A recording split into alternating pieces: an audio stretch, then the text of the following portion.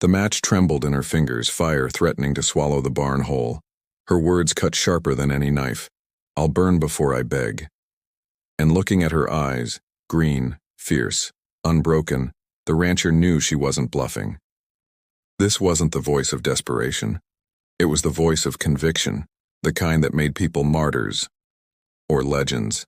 But behind that fire was a story far darker, tangled in the power of a judge who thought he owned everything in this land, even her. And with riders closing in fast, one question hung heavy in the dawn air. Would he risk everything to protect her? Before we ride deeper into this story of courage, fire, and defiance, take a quick moment to saddle up with us. Hit that like button, subscribe if you haven't already, and share this video with someone who loves a true Wild West tale. Every bit of support helps keep stories like this alive, and trust me, you won't want to miss what's coming next.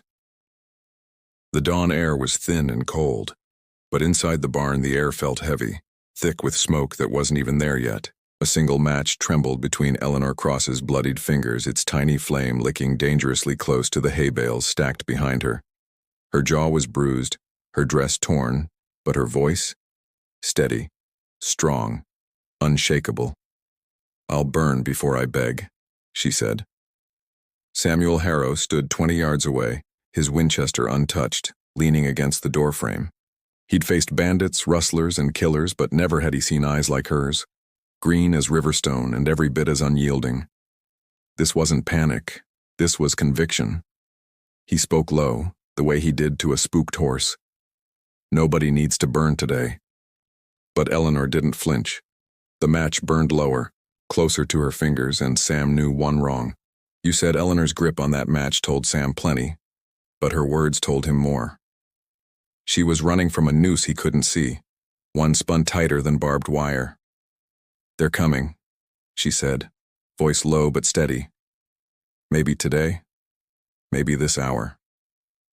Sam had no doubt who they were. Judge Brennan's men. The judge ruled the territory like a king wearing black robes, and his son Thomas carried cruelty like a badge of honor.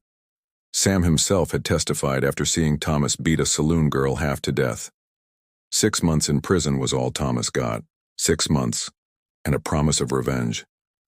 Eleanor took a ragged breath. "I was supposed to marry him yesterday." Her laugh came out bitter, sharp as broken glass. "I stood in front of God and the whole county and said no, loud enough for everyone to hear why." Sam's stomach knotted. Rumors of Brennan's first wife dying of fever had haunted whispers for years. Now this woman was saying what no one else dared, that death hadn't been natural at all. The match flame crept lower toward her skin, and Sam realized she wasn't just hunted. She was a threat to Brennan's entire empire.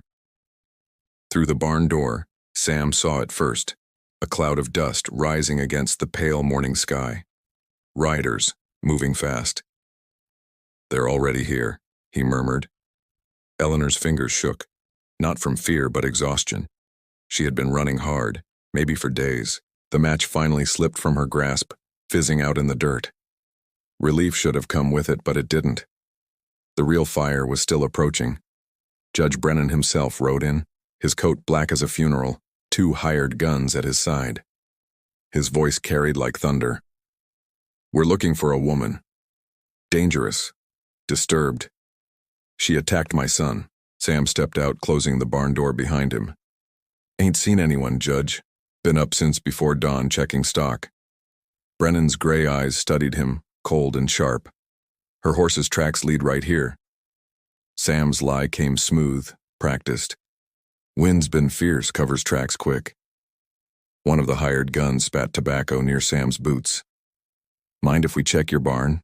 The moment stretched tight as a noose. If Sam let them search, Eleanor was finished. If he refused, so was he. The judge leaned closer. "Careful, Harrow. Truth only keeps a man safe for so long." Inside the barn again, the air felt heavier. Eleanor had dropped the match, but now she held a pitchfork, its tines catching the weak light. Her stance told Sam this wasn't a woman who needed saving. This was a woman ready to fight. "They'll kill you for hiding me," she whispered. "The moment you walk out empty-handed, you're a dead man." Sam took a slow step toward his tools, his voice even. Maybe, but I've faced worse. Her eyes narrowed. Why risk it? You don't even know me. He paused, fingers brushing the handle of his braking hammer. His jaw worked before he spoke. I once had a sister.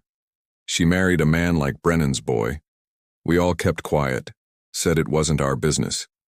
By the time we found the courage to interfere, his voice cracked rough like dry timber.